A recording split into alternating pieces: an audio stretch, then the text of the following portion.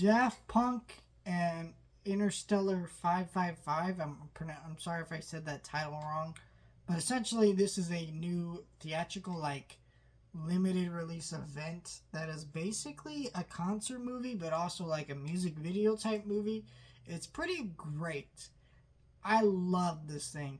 And I usually don't review things like this, but honestly I felt so compelled to after watching it, and I wanted to talk about the movie The Order on my main channel just because I think it is very important to current events, and and I want to talk about Lord of the Rings. So I didn't really have a movie to review like I normally do on my second channel. So I decided to talk about this because I really enjoyed this.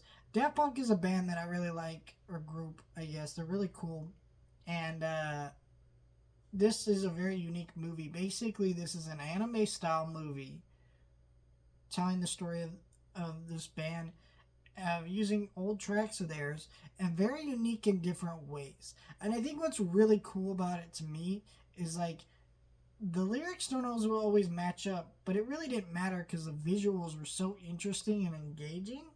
And you could tell that these were things that probably the band was feeling at a certain point, or group. Maybe the way certain fame was getting to them. Maybe it felt like they're getting their soul sucked out at certain points. And the way that's visualized is really unique and made for a really, really interesting, unique, cool event that they actually packed a lot into. I went to the Coldplay fan of it for their new album, and it was a shitty fan event because they literally just played the lyrics on the screen for like an hour and a half.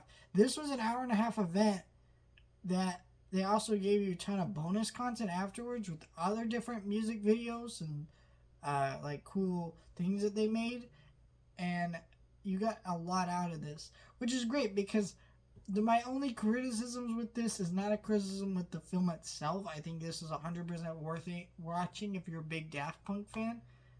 Is that it's very expensive. I paid $22 just for a ticket to this event. And that's a little bit pricey. You know, even the Fathom events or other limited event things I go to are not that expensive. This was, and there's really no reason for it. Yeah, you get a lot out of it, but I didn't even get a fucking poster by the end of the movie, you know? I'm not saying that would have made it completely worth it, but like something to make that ticket price just come down a little bit easier on you. But I would say if you have the money and it's playing near you, it's a great it's a great event to go to the theater. This theater was actually pretty packed with a lot of Daft Punk fans, which is kind of interesting because a lot of these musician documentaries and um,